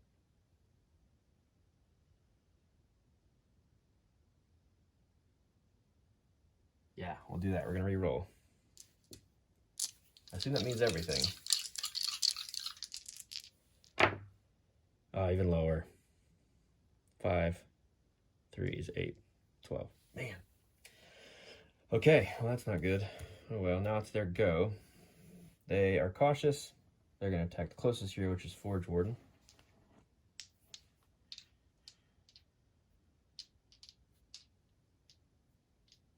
Get +1 as a Bastion. And we're at disadvantage, I think, because of the powerful attack.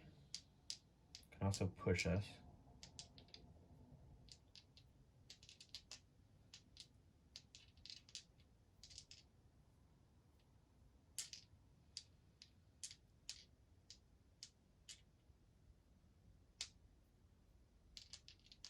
It's powerful in area effect, so it's just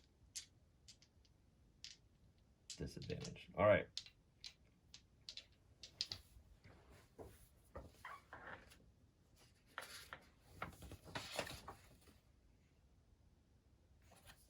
Disadvantage, we get our +1. Plus total of 4, actually. Here we go. Lowest is an 8, plus 4 is 12. So we're going to get hit and pushed. That would be 5 wounds for us, but the first time Forge Warden is defeated during encounter, they heal a wound instead. So there's Repulsor Shield bouncing us back up.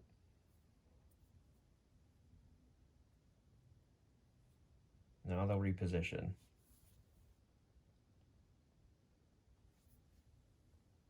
Move this way. Oh, you know what? We were blessed. So that would have actually been a straight roll.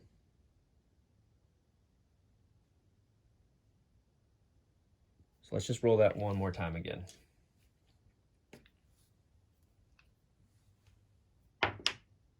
(10) plus 4 is 14. Okay, so we haven't used Repulsor Shield. We're not pushed.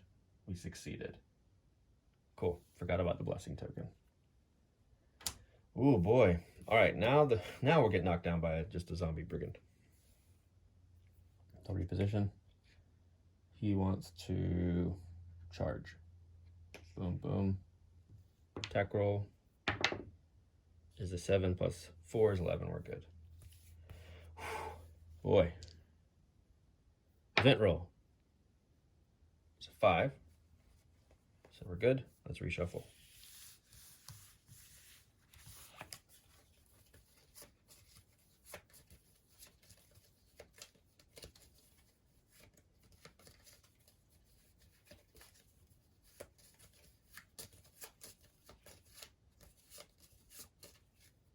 First up is Path Seeker, Wild Shell, Brute, Carrion Rat,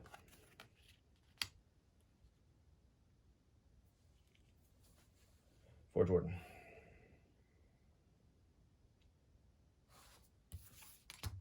Brigands are slowed. Okay, first up, Path Seeker. I feel like we'll try to take out the rat and then take a shot at the brute. Yeah, let's do that. All we can do is snapshot. Here we go. Regular roll. 17 plus 4 is 21. Hit. See what their toughness is. Plus 1. Need a 5. Got it. Oh, wait, no, we didn't. No, it's 5, not 4. Okay. Did not crit, but we will.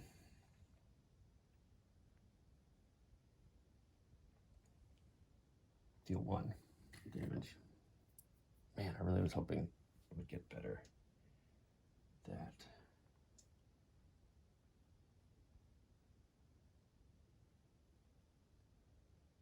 Okay, do we just go again? Same thing, or do we try to get a wound off on the brute?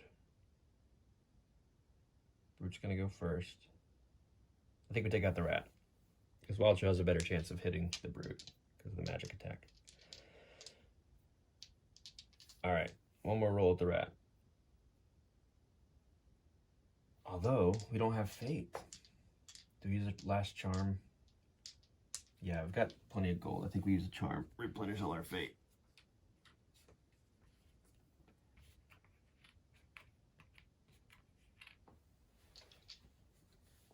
So now we have to do lure shot, spend a fate, bullet against the rat, target number 10.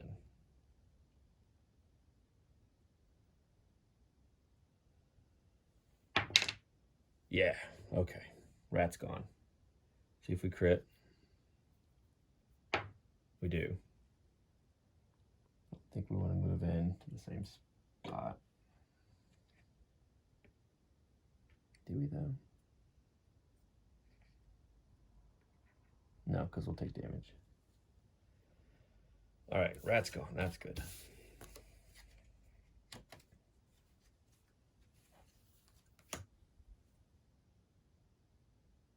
Get that fate back. 2 coins added. A lot of combat in this one.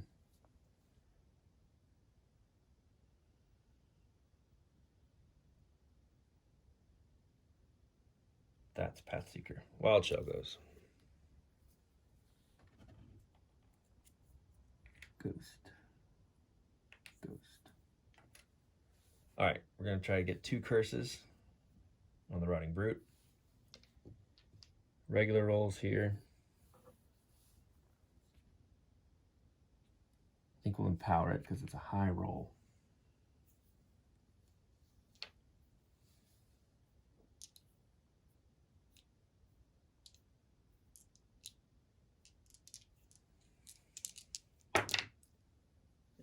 Man. Didn't do as much good. 9 total. It's a miss. Try again.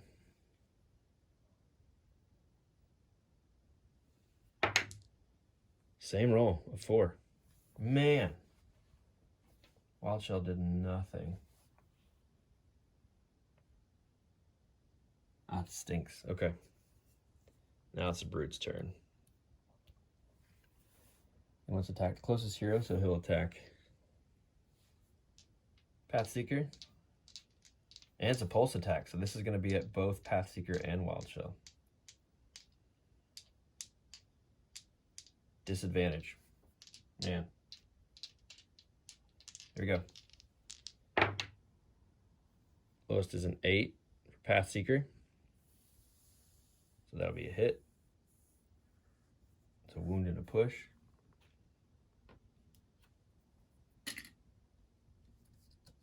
His second. Wild Shell. 2 9s.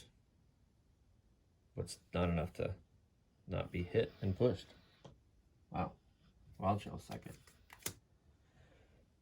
Well, that stunk. All right. Now they'll reposition. They'll move forward. Keep chasing us. Forge Wardens go.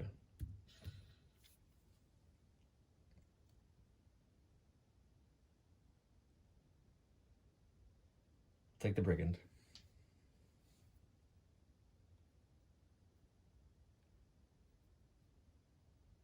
Judgment first. Hopefully we crit. Dirty 20. No crit. We can reroll our first damage roll though. Same roll. No crit. All right. They have 1 wound. Let's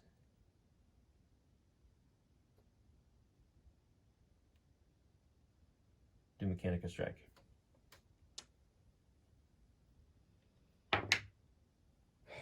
Four plus 4. Oh man. Dice are not our friend right now.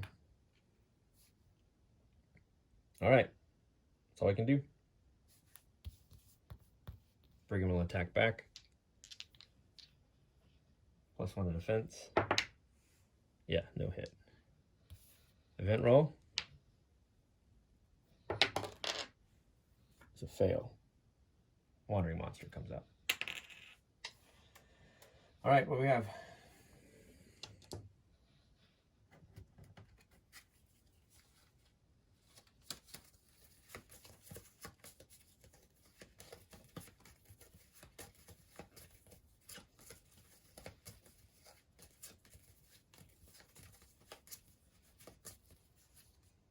Wind Tunnel. Powerful wind sweeps through the chamber, chilling you to the bone with its touch. There must be some backdraft here. Flip each door token to the open side, then discard the card.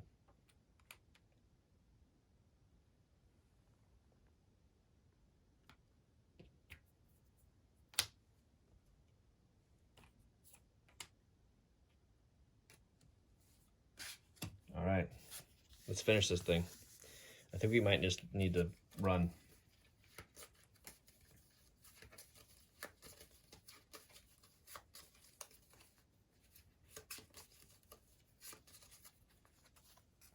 Forge Warden goes. Then the Turtle, Brute, Path Seeker, Zombies as slow as you can go. All right, come on, Forge Warden. Let's make an attack here. Start with Mechanica Strike. Just need to deal 1 wound. 22. Come on, crit.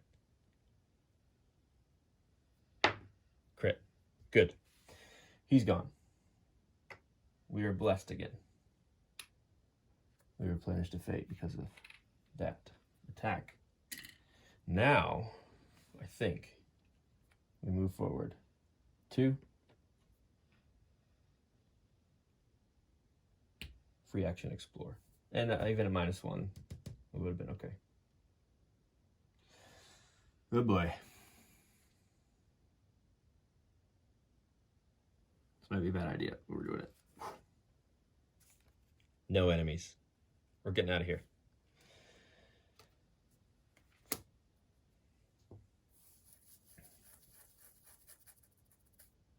So, that's one of our T intersections here. We'll put it here. We cross the threshold, we put the stairs out, and we found our escape. We'll move in there.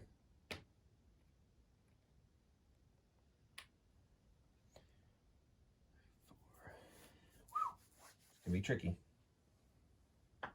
Passingers got some hits to take. Wild Shell does not. We got 2 fates so we can empower rolls. Oh, and look, we've got a Brigand out again. So we'd remove the card, put him back, and then reshuffle. Gosh, I think we would have had to reshuffle because of the event roll. Well, the Brigand would have been out as of the wind tunnel. So he's just there now. So we took 1 out, we didn't take 2 out, so the coin needs to come back. Wow, okay. Let's find the stairs token.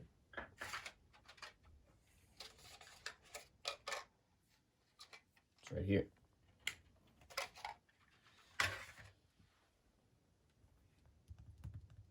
Wild Shell gets to go.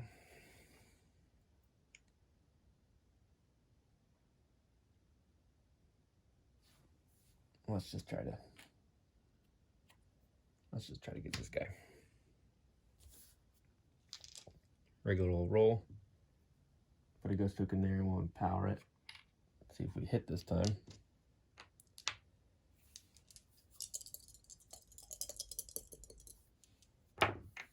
Yeah, we do, finally. 24 to hit.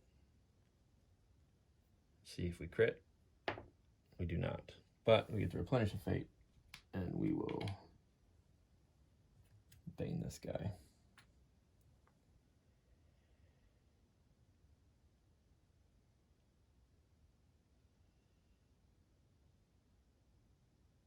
And we'll try that again. Advantage this time.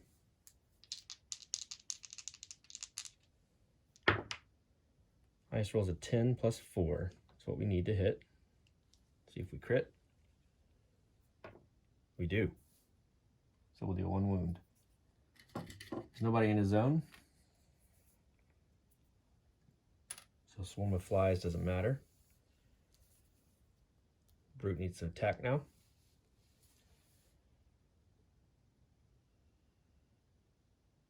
And he will go for Wild Shell.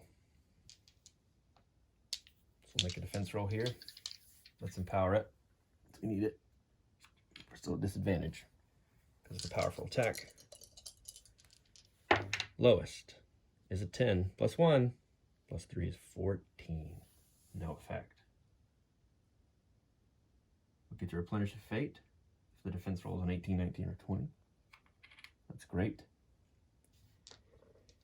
And now they want to move towards a hero in an unengaged zone. We'll say they move back this way. Their wound goes with them. Now Pathseeker wants to go.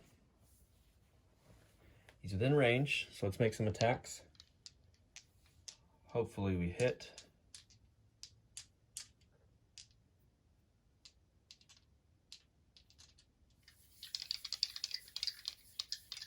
Do we empower? What do we do here?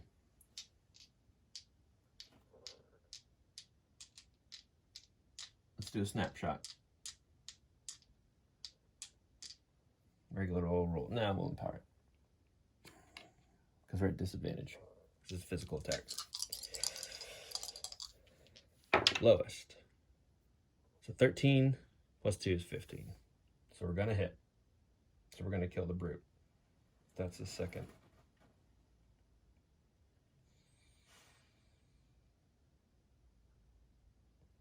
Yep. Okay. His second wound. Still checking everything.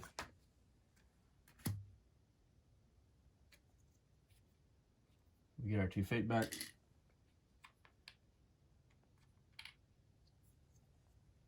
We have one more action. Get a coin. How much are the brutes? 1. And we have 3 movement. 1, 2, 3. Yep. Okay, that's our go. Zombie Brigand wants to charge. 1, 2. Okay. We're doing okay. We're pretty much good here to escape, I believe. As long as we don't get a wandering monster, but even then we could probably escape. So, before we do that, we need to do the event roll, see if the wandering monster comes through. Does not, but our leaky pipe activates, so we put some gas out. I don't think we're going to worry about that because we're not traveling back through here. First up's the warden, then the brigand, wild shell, path seeker. Warden's going to run away, escape. Brigand's going to charge, 1, 2. Wild shell's going to double move, 1, 2, 3, 4. Path seeker will move 3. 1, 2, escape. I'll do another event roll. If we fail, he's going to be right there, but we can move into that space and escape. It's a 2. I think that's a fail. Is it 1 or 2, or just 1? Yeah, it fails if there's a 1 or a 2. So the ghost token appears. It's in the same area as our last surviving hero. So we need to do wandering monster.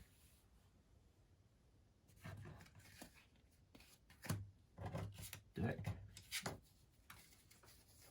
Which is 2 monsters.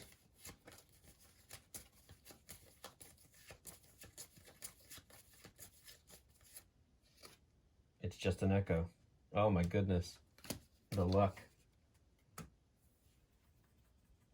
All right. Reshuffle initiative. Right now it's just Wild Shell and the Zombie Brigand.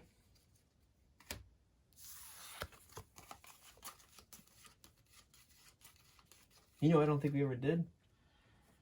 What's the challenge aspect card? The Crazed Hermit. The Hermit staggers towards you, eyes hooded, a bloody hook in his hand.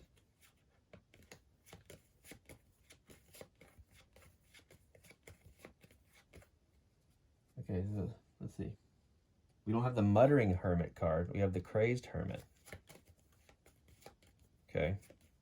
Well, this would have been Forge Warden.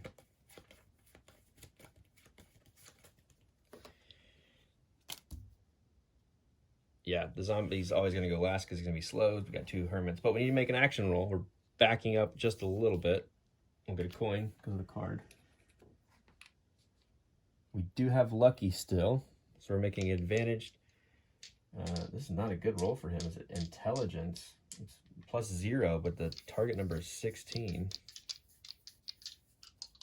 We get to make it an advantage.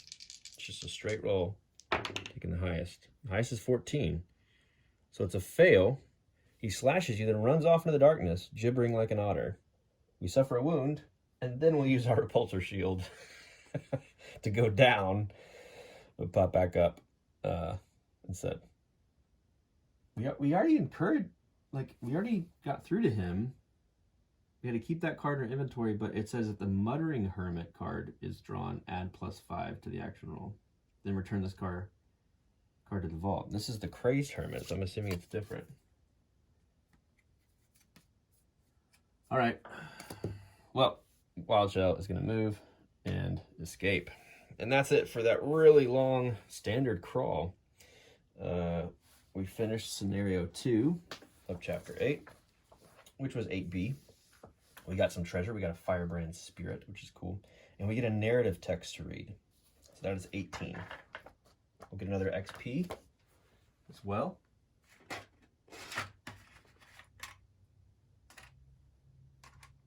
Last, you find little that will help you with the lift, but at least you aren't completely empty-handed. Draw a card from the Lost Treasure deck. Oh, cool. Okay. That's here. And we've got an elixir. The smell might be pungent, but the effects are undeniable. Replenish a healing potion. Oh, cool. We could do that. Great. Thank you, Lost Treasure deck. So yeah, that's it. 2 scenarios down. We need to move over to 8C. And we'll have another narrative text. I think because this game can be so long, these episodes are going to be so long. I think what I'll start to do is read any narrative text on film.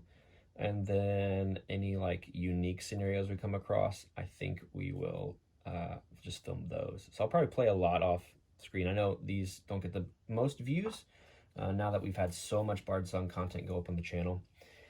But I do enjoy playing it. I enjoy having something to post because this is kind of what I get to from time to time and have other ideas for videos. But as I've mentioned before, I'm not able to do a ton of content all the time. So this is a way to capture some content and just have you follow along if you are following. And I know a handful of people have been, but it's been a few months since we did Bardsung. So we'll put this up.